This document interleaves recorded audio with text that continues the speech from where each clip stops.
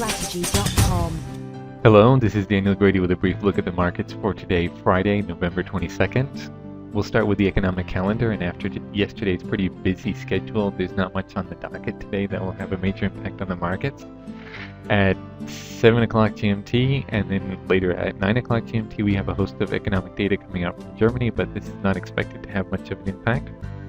At 1:30 GMT, we also have a host of data coming out from Canada, including inflation data, which could have an impact on the Canadian dollar and the Canadian stock market and stocks that do a lot of business in Canada. But as far as major indices go, this most likely not have much of an impact. And that's it for the economic calendar today. Moving over to the markets, the S&P 500 yesterday closed up, snapping 3 days of losses. The same thing happened during the Asian session early today, with most of the indices going up.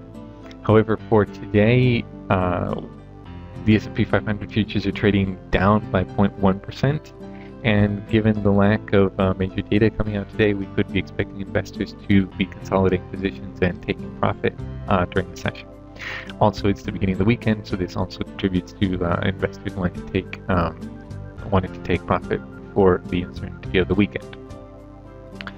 The euro, as we expected, it bounced off support at 134.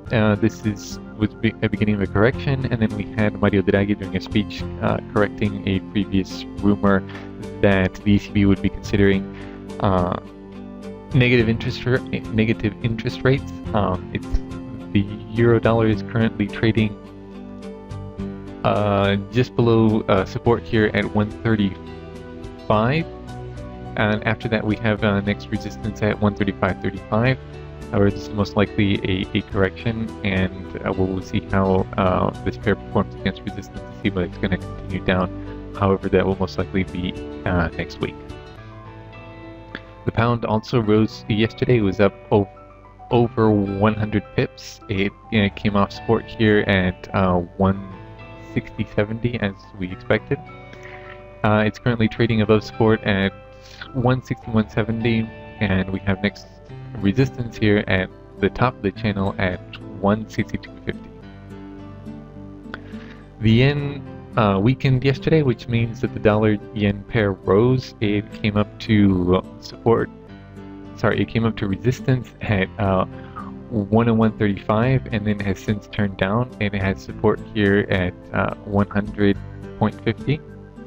We don't have any data coming out from Japan, and so this pair is going to be driven by movements in the dollar.